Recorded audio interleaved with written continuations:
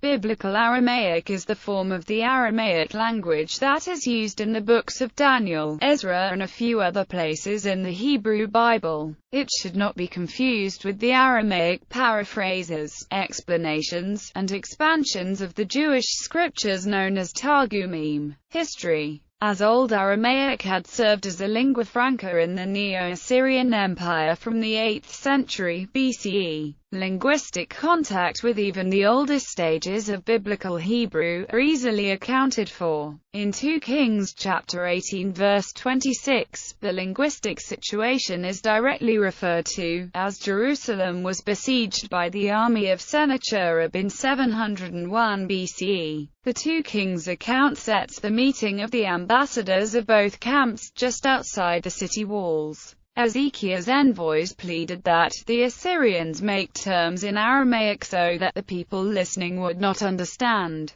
Thus, Aramaic had become the language of international dialogue, but not of the common people. During the Babylonian exile, Aramaic became the language spoken by the Jews, and the Aramaic square script replaced the Paleo-Hebrew alphabet. After the Persian Empire's capture of Babylon, it became the language of culture and learning. King Darius I declared that Aramaic was to be the official language of the western half of his empire in 500 BCE, and it is this imperial Aramaic language that forms the basis of Biblical Aramaic. Biblical Hebrew was gradually reduced to the status of a liturgical language and a language of theological learning, and the Jews of the Second Temple period would have spoken a Western form of Old Aramaic until their partial Hellenization from the 3rd century BCE, and the eventual emergence of Middle Aramaic in the 3rd century CE. Biblical Aramaic's relative chronology has mostly been debated in the context of dating the Book of Daniel. In 1929, Rowley argued that the origin must be later than the 6th century BCE and that the language was more similar to the Targums than the Imperial Aramaic documents available at his time. Others have argued that the language most closely resembles the 5th century Elephantine papyri and is therefore a good representative of typical Imperial Aramaic.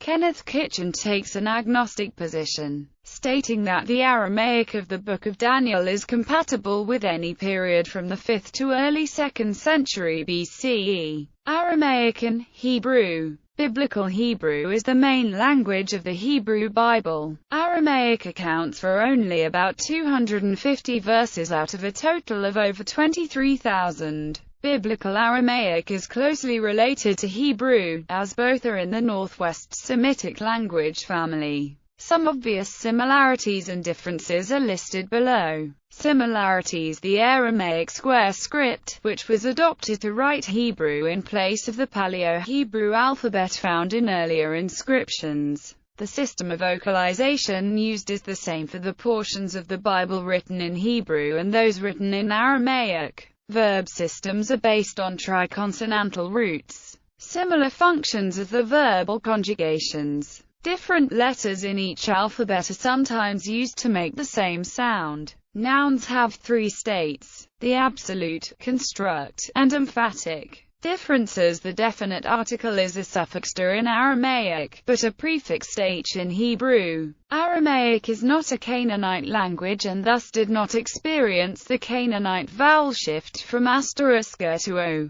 The preposition dalet functions as a conjunction and is often used instead of the construct to indicate the genitive-possessive relationship. Phonology: Aramaic in the Hebrew Bible. Undisputed occurrences: Genesis chapter 31 verse 47, translation of a Hebrew place name. Jeremiah chapter 10 verse 11, a single sentence denouncing idolatry occurs in the middle of a Hebrew text. Daniel chapter 2 verse 4b-7 to 28, 5 stories about Daniel and his colleagues, and an apocalyptic vision. Ezra chapter 4 verse 8-6 to 18 and 7:12-26, quotations of documents from the 5th century BCE concerning the restoration of the temple in Jerusalem. Other suggested occurrences: Genesis chapter 15 verse 1, the word. According to the Zohar, this word is Aramaic, as the usual Hebrew word would be. Numbers chapter 23 verse 10. The word Rabbi J.H. Hertz, in his commentary on this verse, cites Friedrich Delitzsch's claim, 213 n. 28, that this is an Aramaic word meaning dust. Job chapter 36 verse 2a. Rashi, in his commentary on this verse, states that this phrase is in Aramaic. Psalm chapter 2 verse 12. The word is interpreted by some Christian sources to be the Aramaic word for son, which render the phrase as kiss the Son, a reference to Jesus. Jewish sources and some Christian sources follow the Hebrew reading of translating the phrase as embrace purity. See Psalm chapter 2 for further discussion of this controversy.